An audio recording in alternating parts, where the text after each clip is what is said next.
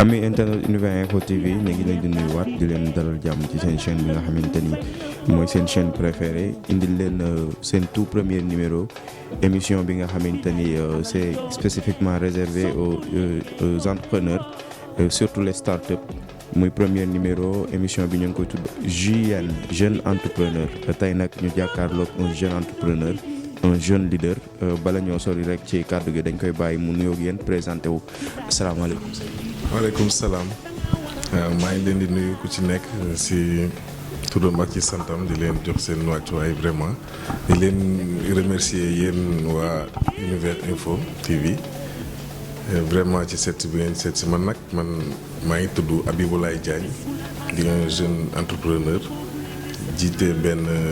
société bi ñuy wax Amphate Sénégal Transport waaw vraiment merci beaucoup.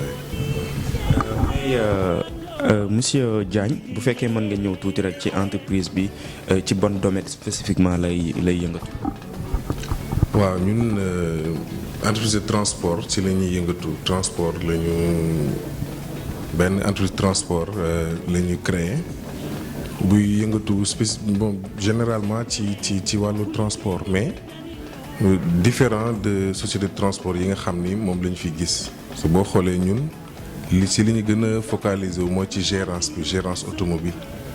bi ñu nee transport dinañ tudd fànn yu bëri mais ñun ci gérance bi la ñuy gën a ñëw c'est-à-dire gérance bi boo ko déggee mooy nit day am autotransport yu fi am yu ñu fi xam mooy soit taxi la wala clando wala bus wala camion ñun dañ koy jël ñun ñoo koy gérer. ñun ñooy def tout ce qu'il faut ñun ñooy joxe chauffeur parce que dañuy recruter ay chauffeur ñun ñooy dagg assurance lépp li si war rek ñun ñoo koy def xanaa borom oto bi dafay indi otoom rek ñun li si des yëpp ñun ñoo koy yor rek. Mais qu'est-ce qui vous a motivé à vraiment créer cette entreprise? li ñu si motivé directeur loolu bëri na parce que ma jox la yenn exemple rek. comme par exemple ni da ngay am otoom ni da ngay am sa auto transport doo ci am lu la neex wala nga jox ko koo xamante ne nii wala ñoo xam ni soit chauffeur bi lay doon wala sa mbokk yi doo ci am vraiment lu lay neex doo ci am lu neex ndax nit ñi léegi transport nekk na milieu boo xamante ne ni milieu secteur bu important la vraiment secteur bu important la secteur boo xam ni ça rapporte beaucoup wante. si côté gérance bi daal bu xawul jaar yoon rek mën na indi ay rëx-rëx wala indi yoo xamante ne nii du neex ki nga xam ni dafa jël alalam def ko ci ndax c'est pas aussi intéressant nit jël alalam def ko ci secteur transport jënd soit auto taxi la clando la wala bus wala camion wala transport bu mu si mënti doon def ci di ci xaar perte ci looy dugg ci looy def sa xaalis da nga ci bëgg mu avancer ba nga mën ci am leneen ak leneen wala nga mën ci faj sa yenn soxla yi wante nga am sa auto transport mu yàqu ndax gérance bi nit yor ko vraiment yàqu ko loolu c'est pas aussi intéressant loolu nag moo tax vraiment moo ñu motiver ba ñu créer gérance bi ñun am nañ suñuy auto transport waaye dañu gis ni buñ ci yokkee loolu dana mën a dimbali nit ñi dimbali ñi nga xam ni dañuy am seen yëf muy yàqu xam nga wala daal du jaar yoon daal liñ koy yoree. wàllum fayeeku boobu noonu nga fi tudd ak wàllu xaalis bi nga fi tudd dinañu permettre ñu laaj la sa diggante ak ñi nga xamante ne ñoom ñooy indi seen oto yi naka lay demee yow entreprise bi ak ñoom wàllum payoor gi nu muy demee. c'est-à-dire kon léegi nit comme par exemple yow nga ñëwoon indi sa oto transport bu mu ci mën a doon c'est-à-dire ñëpp xam nañ ni yenn oto yi lan la ñuy verser mais ñun boo ñëwee dañ lay tegal sunu barème boo xamante ne ni moom lañ teg pour oto bu nekk. spécificité kii mooy c'est-à-dire nga indi oto benn oto par exemple ma jël taxi par exemple nga indil ma sa taxi d'abord dañ koy yóbbu ci mécanicien bi mu xool ndaxam recevable na ndaxam amul ay panne yoo xamante ne nii buñ ko téewee chaque jour parce que panne bu mu mënti doon ñun dañu koy fay ñun ñoo koy fay comprendre léegi bu yeggee à un certain niveau xam nga nit indi oto boo xam ni chaque jour day panne loolu du ñu arrangé. léegi wàllu payoor gi dañuy xool chauffeur bi ñu koy jox moom mooy ñëw di ñu verser léegi bu ñuy verser léegi ñun dañuy établir benn contrat bi bu ñu ko établiree ne maanaam ñun pourcentage bi lañ ci am yow di nga ci am lii ñun dinañ ci fay chauffeur bi dinañ ci dagg assurance dinañ ci fay frais yi ci war yëpp li ci des li ñu woon nangu ci contrat bi ñun loolu danañ la ko jox. yi nga xamante ni dañ leen koy confier jox leen ko y a des risques périls même soit ñu jox leen oto boo xamante ni peut-être papier yi matul ñu jox leen oto jàmbur boo xamante ni nit ki fi mu ko jëlee wóoru leen yooyu yëpp est-ce que yéen a ngi préparé wu conséquences yi nga xamante ni moo ci nar a nekk. dëgg la ñun ba ñuy créer entreprise bi dañoo dem ci fu nekk dem nañ inspection du travail dem nañ fépp foo xamante ne nii war a mën a ñu xool risques yi ci mën a am yëpp li nga wax noonu c'est effectivement vrai dëgg la nit mën naa sàcc benn oto ñëw confier ñu ko wante ñun ci suñu politique bi nga xam ni tëral nañu ko danañu def ay investigation en interne yoo xam ne nit ki danañu mën a vérifier ndax xam nit ki kii otoom la wala du otoom des fois dañuy dem sax ba koo xamante ne nit oto bi nekkul ci sa tur duñ ko jël ndax ñun tam bëgguñoo jël benn risque. waaw bëgg a dimbali nit ki tamit du tax ngay dem bay lor sa bopp waaw lu ci bëri xalaat nañ ci daal xalaat nañ ci amplement sax xalaat nañ ci bu baax a baax te ba pare même bu dul loolu ut nañ assurance boo xamante ne nii daf ñuy réassurer day assurer entreprise yi parce que léegi sunu assurance dëkk bi vraiment tëral nañu yenn kii yoo xamante ne ni société bi boo ñëwee mën nga dem assurer yi pour yooyu parce que mën ngaa jox nit oto mu sàcc ko wala nga jox ko mu def accident. wala nga yooyu yëpp dañuy permettre loolu pour suñu sécurité ñun nga xam ni yooyu noonu bu ñëwee éventuellement mën nañ ci jàll ci jàmm. chauffeurs yi bu desee ci bureau administratif yi chauffeurs yi rek la ñuy liggéey parce que chauffeurs yi ñoom ñooy ñëw di déposer seen dossier société bi dafay recruter ay chauffeurs yi ñoom la ñuy liggéey nit bu ñëwee indi oto dañuy woo benn chauffeur jox ko. buy ñëw di déposer chauffeur yi ma profité waxale ko si dañuy déposer photocopie carte d'identité ak photocopie permis ak casier judiciaire yooyu yëpp dañ koy légaliser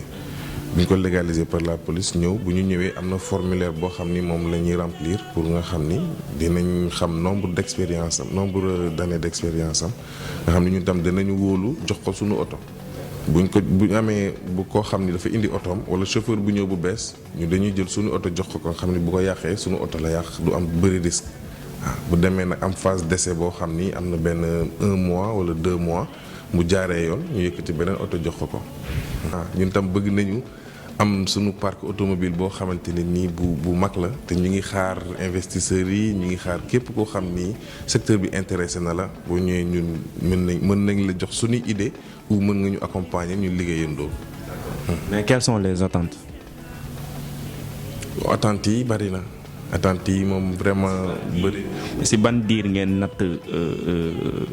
projet bi ci ban diir ngeen xalaat ni boo leen fa toll di ngeen autonome di ngeen am li nga xamante ni moom ngeen xaar surtout si côté financier. si côté financier bon mën nañ après étude de projet yi mën nañ ne benn bu dee fii ak 5 ans mën nañ xaw a autonome fii ak 5 ans bu liggéey bi jaaree yoon si tout va bien su si yàlla tegee loxoom vraiment.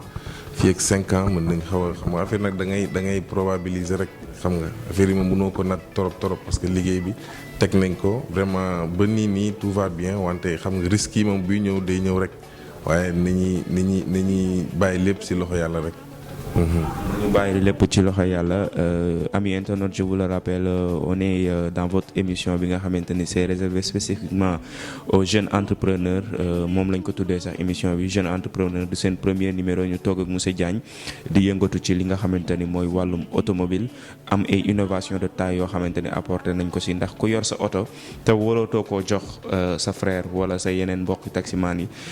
boo ko indee si ñoom dinañ la ko téewal di la defaral entretien bi di la jox sa versement te problème du am loolu moom xam naa ni ami internet buñ ko déggee dinañ ñëw vraiment ci yéen xam naa sa numéro dina jàll à bas de l'écran pour képp koo xamante ni mën nga jot entreprise boobu noonu mais leneen tamit da ciy am muy chauffeur yi nga xamante ni da nga leen di recruter ci yan base ngeen di recruter chauffeur yi.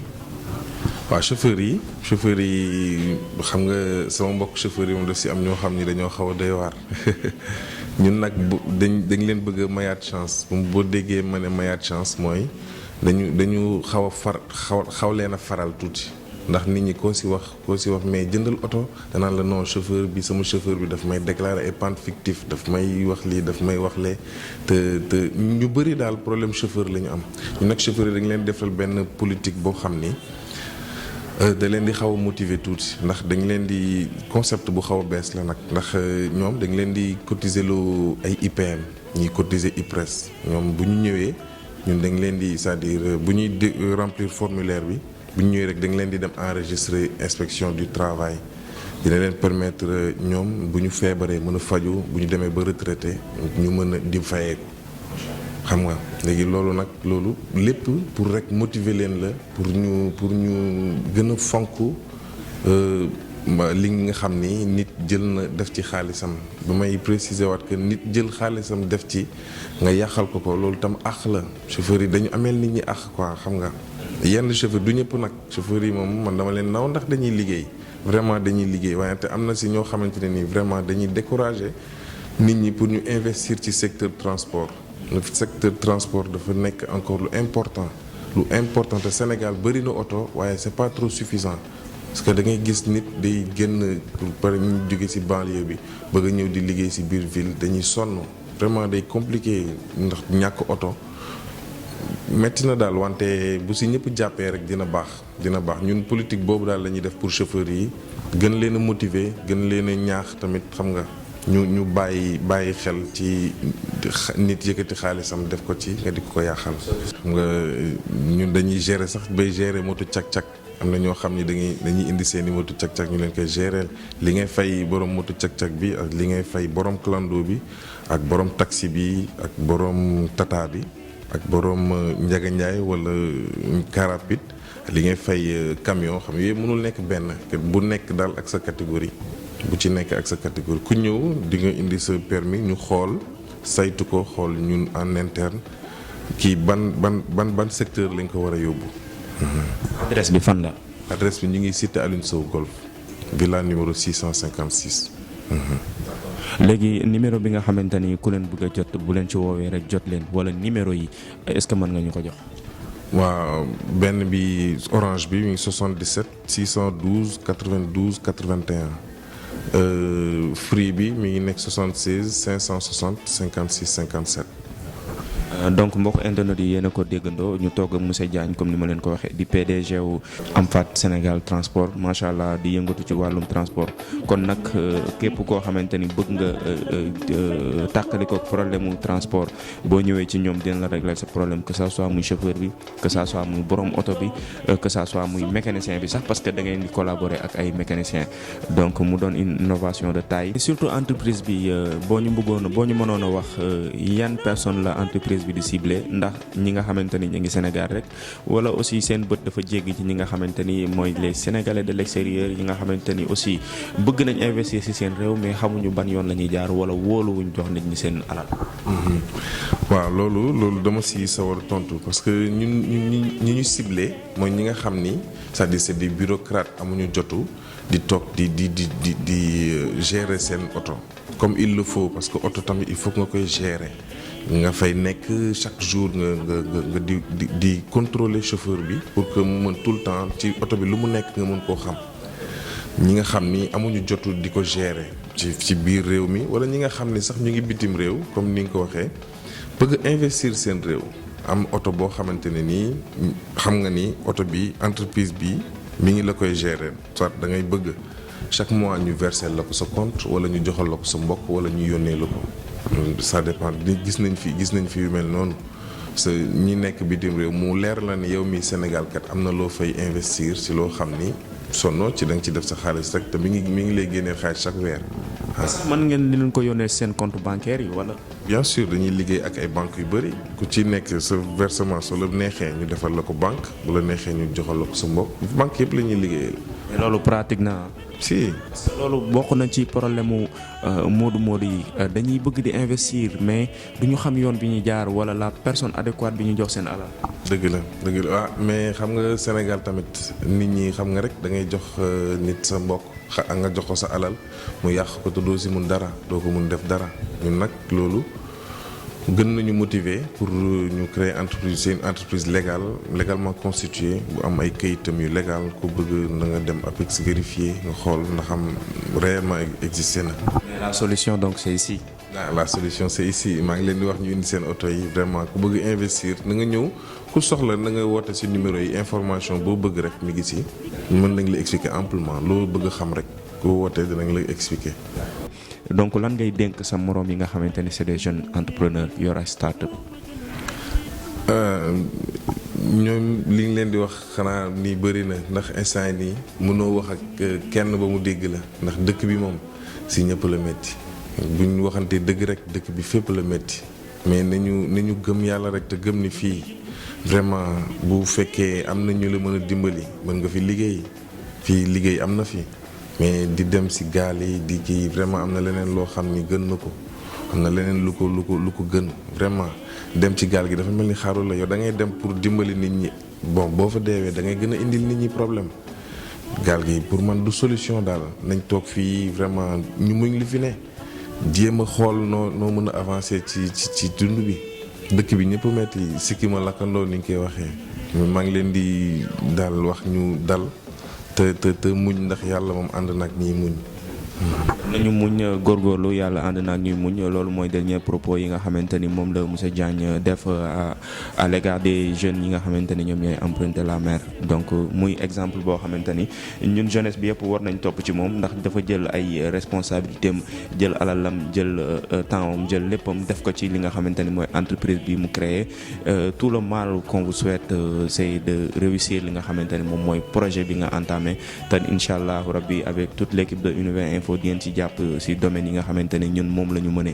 di la souhaiter waat encore une fois bon vent te di la bàyyi nga tàggatoo ak mbokk internet yi nga xamante ni ñu ngi la doon seetaan à travers Univers Info TV. maa ngi gërëm